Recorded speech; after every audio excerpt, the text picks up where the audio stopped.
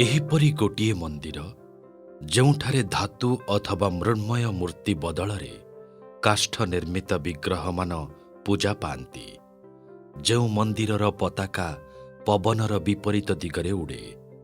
ଦିନରେ ଯେଉଁଆଡ଼ୁ ଖରା ପଡ଼ିଲେ ବି ମୁଖ୍ୟ ମନ୍ଦିରର ଛାଇ ଦେଖାଯାଏନି ତଥା ନିକଟସ୍ଥ ସମୁଦ୍ରର ଶବ୍ଦ ମନ୍ଦିର ମଧ୍ୟରେ ପାଦ ଦେଉ ଦେଉ ଶୁଭିବା ବନ୍ଦ ହୋଇଯାଏ। ନିଜ ଭିତରେ ଏହିପରି ଅନେକ ଗୂଢ଼ ରହସ୍ୟକୁ ସାଇତି ରଖିଥିବା ପ୍ରଭୁ ଜଗନ୍ନାଥଙ୍କ ଶ୍ରୀମନ୍ଦିର ଭାରତ ତ ଭାରତ, ସମଗ୍ର ପୃଥିବୀରେ ବି ଅନନ୍ୟ। ଋଗ୍ବେଦରେ ବର୍ଣ୍ଣିତ ଚାରିଧାମ ମଧ୍ୟରୁ ପୁରୀ ଜଗନ୍ନାଥ ଧାମ ଅନ୍ୟତମ, ଯାହାର ଦାଣ୍ଡ ବଡ଼ ଦାଣ୍ଡ, ପ୍ରସାଦ ମହାପ୍ରସାଦ, ଯାହାର ବାନା ପତିତଜନଙ୍କ ଉଦ୍ଧାର ଲାଗି ଉଦ୍ଦିଷ୍ଟ ପତିତ ପାବନ ସେଇ କଳା ଠାକୁର। କୋଟି ଓଡ଼ିଆର ମଉଡ଼ମଣି ଭଗବାନ ଜଗନ୍ନାଥଙ୍କ କାହାଣୀ ଯେତିକି ରୋଚକ ସେତିକି ଆଶ୍ଚର୍ଯ୍ୟଜନକ ମଧ୍ୟ।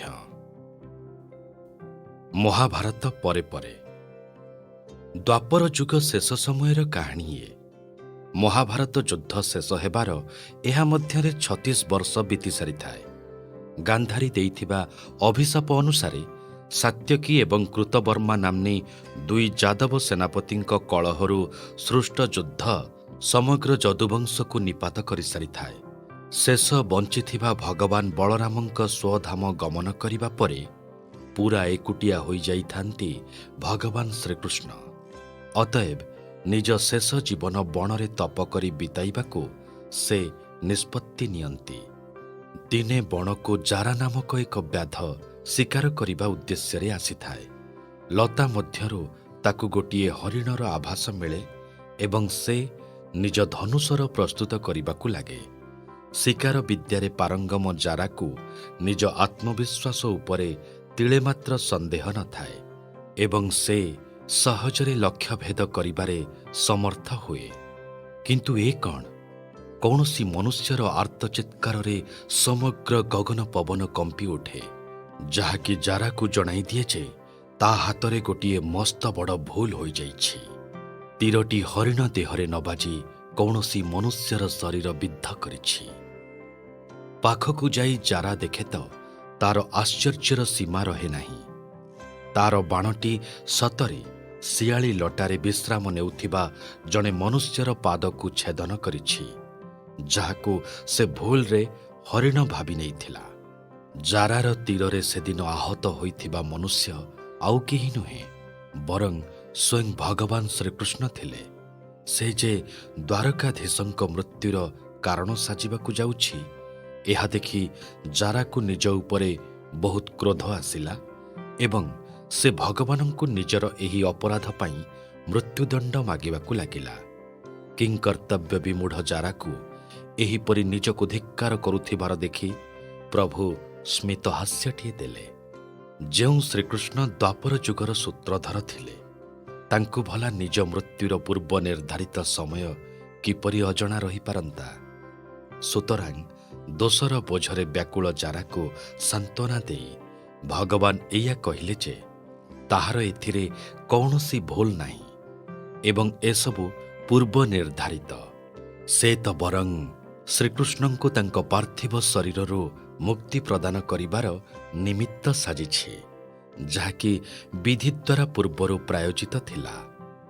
ଏହା କହି ଶ୍ରୀକୃଷ୍ଣ ଜାରାର ଉତ୍ସୁକତାକୁ ପ୍ରଶମିତ କରିବା ଉଦ୍ଦେଶ୍ୟରେ ତାକୁ ତାହାର ପୂର୍ବଜନ୍ମ ବିଷୟରେ ସ୍ମରଣ କରାଇଲେ।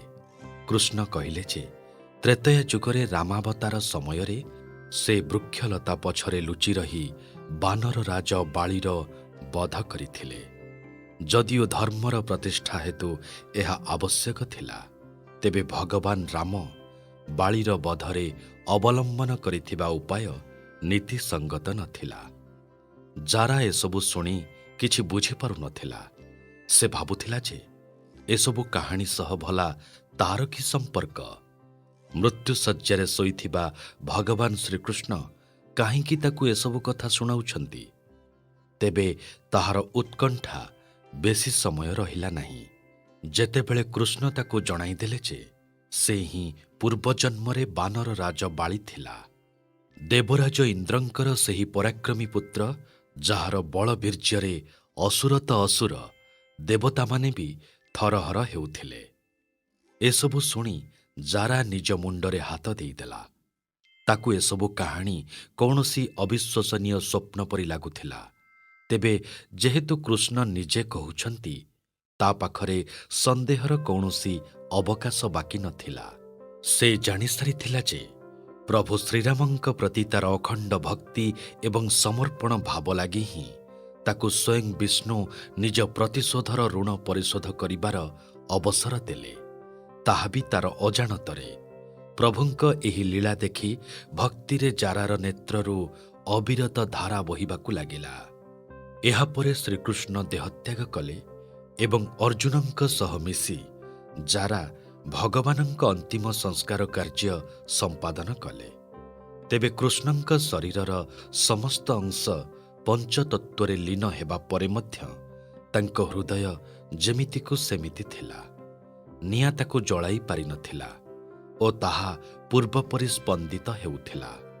ସୁତରାଂ ପୂର୍ଣ୍ଣତଃ ସଜୀବ ଥିବା କୃଷ୍ଣଙ୍କ ସେହି ଦେହାବଶେଷକୁ ଜାରା ଓ ଅର୍ଜୁନ ସମୁଦ୍ରରେ ବିସର୍ଜିତ କରିଦେଇଥିଲେ।